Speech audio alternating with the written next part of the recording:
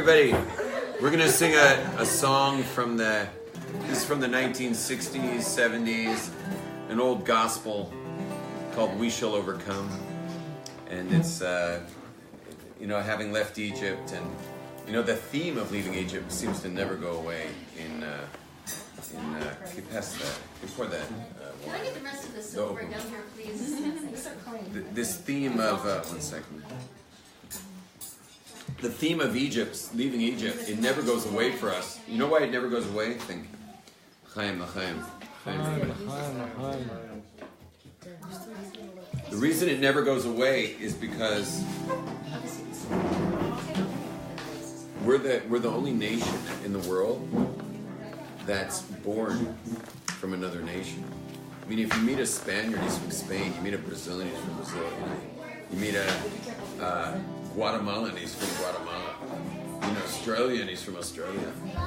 But the Jewish people our job wasn't to be like a normal nation. We're not like a nationalist group.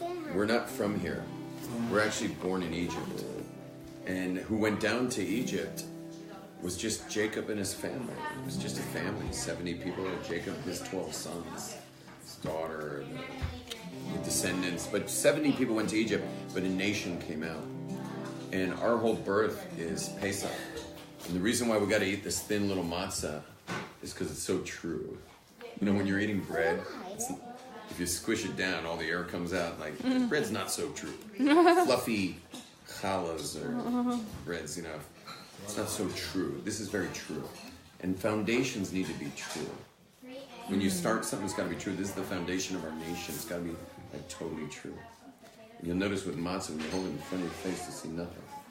But if you turn it that way, you see everything. And that's just when your ego's down and you're able to see everybody. And that's what it says in Psalms. King David said that when Hashem is with me, and with my helpers, meaning Hashem libos arise, with me and my helpers. You can trade it off if your hands get tight. Hashem's with me and with my helpers, and he says, "Va'ani ereh b'Sinai," and I will see my enemies. And enemies. It makes it sound like we got enemies. What it really means is, or this is one understanding of it, because I'm sure the English translation was, "I'll see the downfall of my enemies." Hashem's with me, with my helpers, and I'll see the downfall of my enemies. But another way of looking at it is that I'll see that they're not my enemies. Meaning, now that I realize that I'm a soul, and I'm thin like matzah, there's no ego. So everyone I didn't like, I'll finally see them and realize that they're not my enemy at all. I was making them into my enemy out of a protective device to somehow survive the anxiety of interacting with these people. And so, but anyway, this theme of leaving Egypt is our birth. Our birth is from another country. We were born from another place. And that keeps us always on point with our mission. And our mission is to teach the world about connection and peace and love and understanding and compromise and oneness, ultimately. So that's what this song's all about. Everybody sing. You can sing on your computers if you're listening. We shall overcome. We shall overcome. We shall overcome someday. Oh, deep in my heart, I do believe we shall overcome someday. We will live in peace. We will live in peace. We will live in peace someday. Oh, deep in my heart,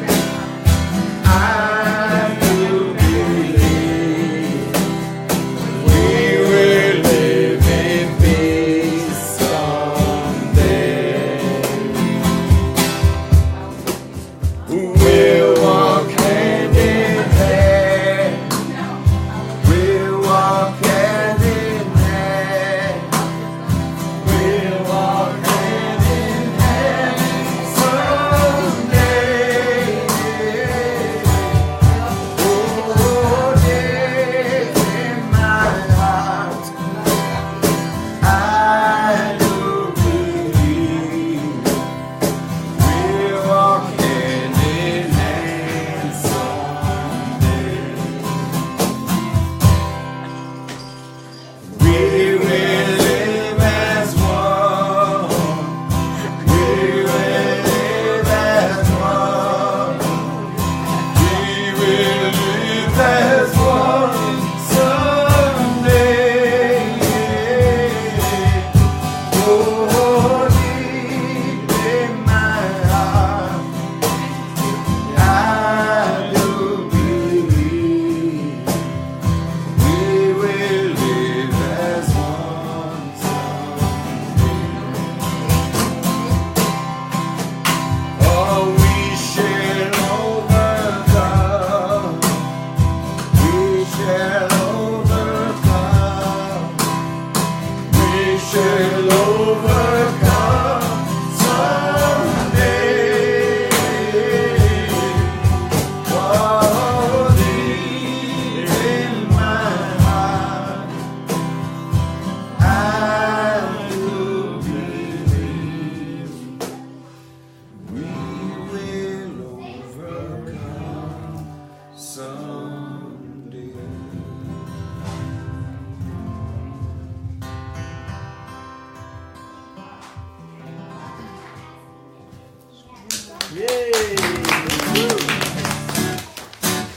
Spreading the feeling all over the earth, waiting for the day when brothers can walk hand in hand and no one feels afraid.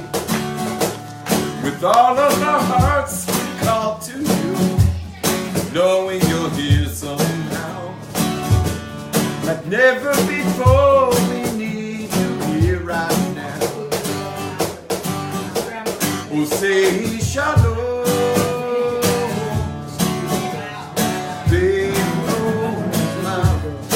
I say shalom. Film the action.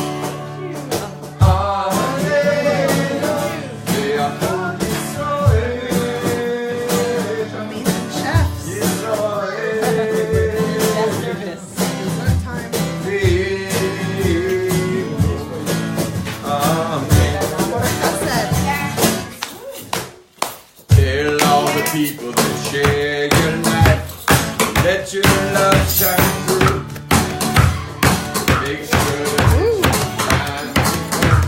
that what's they need to be. We're holding the future in our hands. We can be the light. If only we'd stand as one, it would be so right. We'll say shalom. Everybody.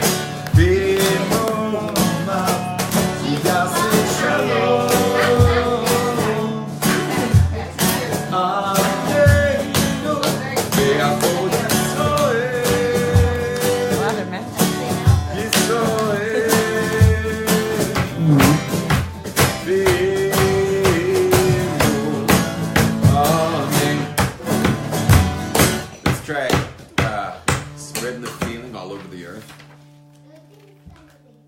Spreading the feeling all over the earth. Waiting for the day. Waiting for the day. Ready? Spreading the feeling all over the earth. Waiting for the day. Brothers can walk hand in hand and nobody feels afraid. Brothers can walk hand in hand. No one feels afraid. With all of our hearts we call to you. With all of our hearts we call to you. Knowing you'll hear somehow. Like never before we need you here.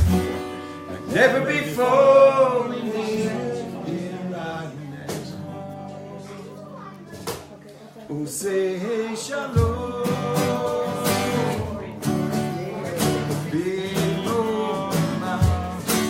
Say shalom.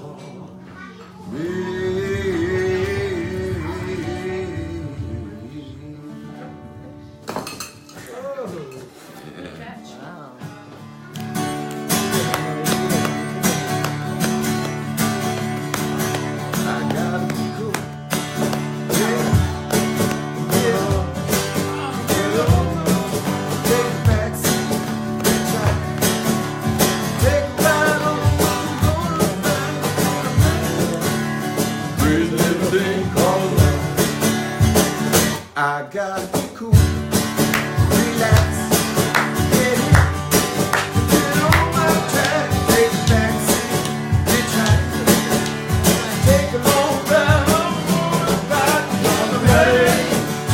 Crazy little thing called love, crazy little thing called love, crazy little thing called love, crazy little thing called love, crazy little thing.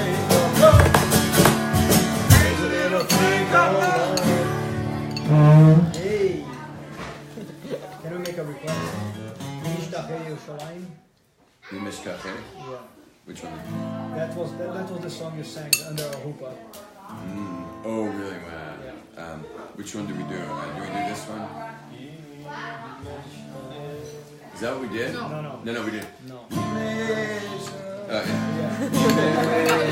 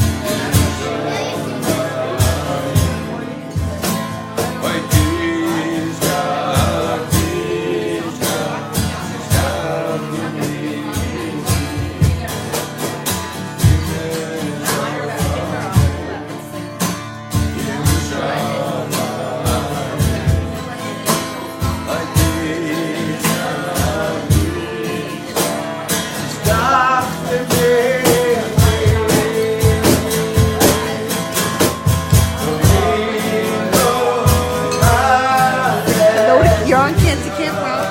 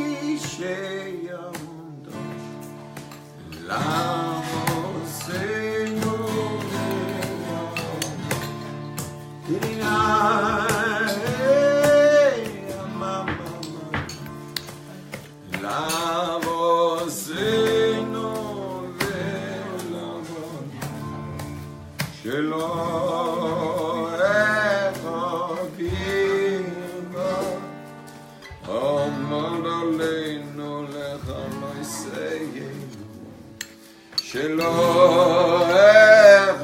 אביבה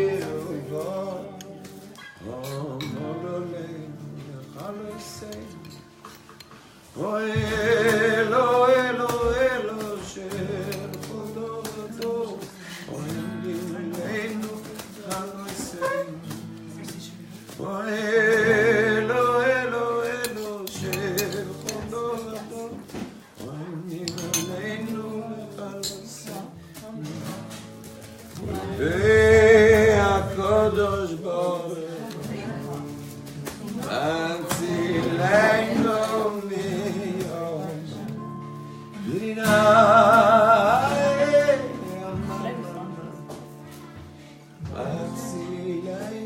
What's happening? Is This is a special piece of concert. A little bit revealed this. Oh.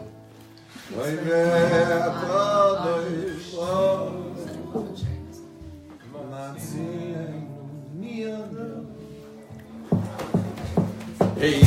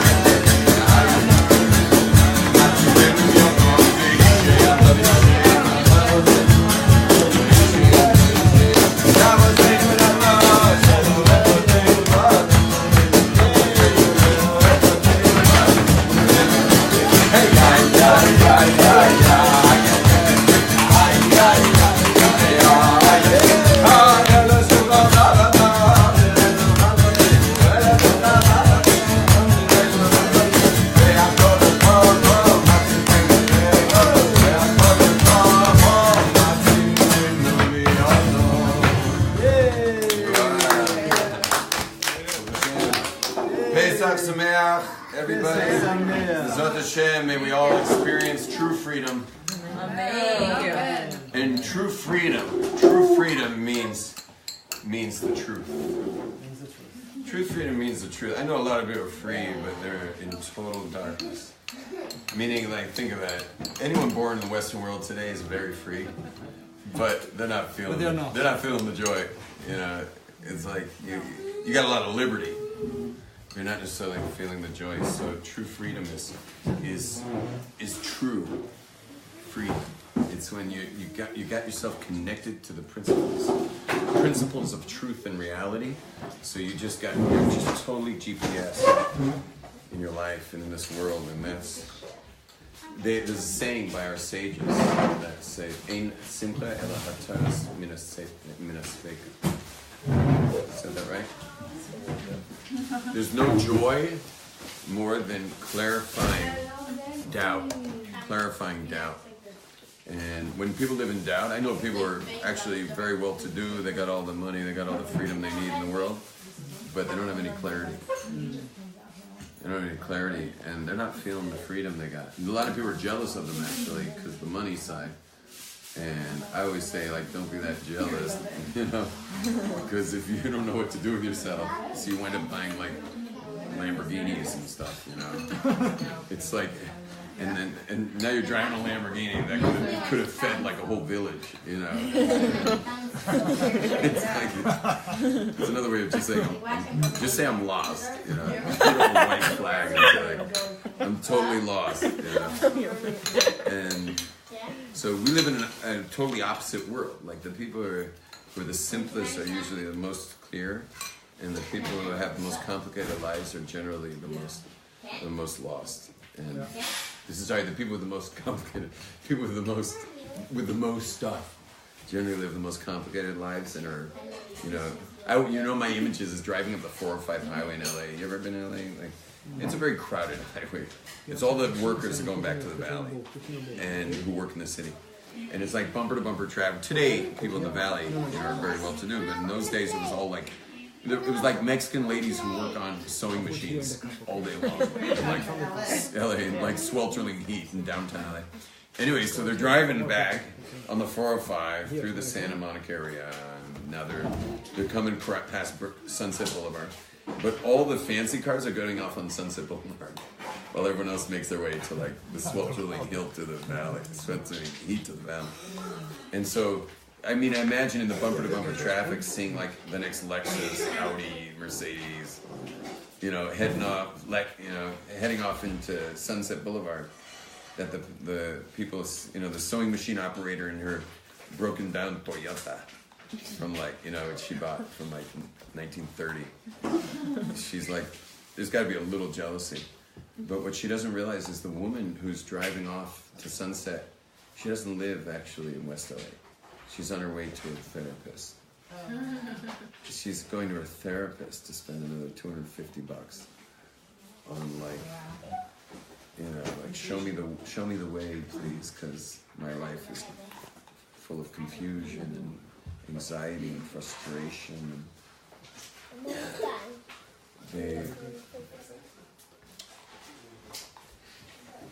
Peace of mind and well-being come from clarity. They come from truth and clarity and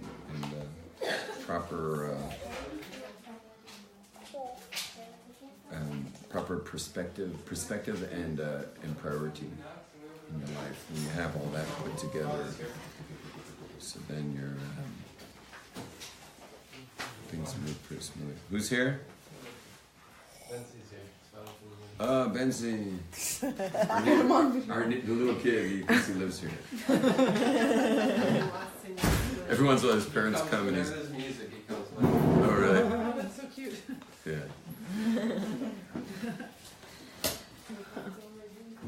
Well, thank you for that. I think the last time we heard Imshka Yerushalayim was under our huppah, and that was over 10 years ago, and having this again with the fruits of our love here is the most beautiful thing. Yeah, look at these fruits of love. Look at this guy.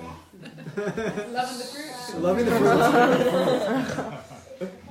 fruits. I think what happened, Sergio, is that Western man, since the Industrial Revolution, has gotten so good at the environment, meaning it like understanding his world. Yeah. But always the world always was other than him. Like they were looking at the world as some kind of specimen.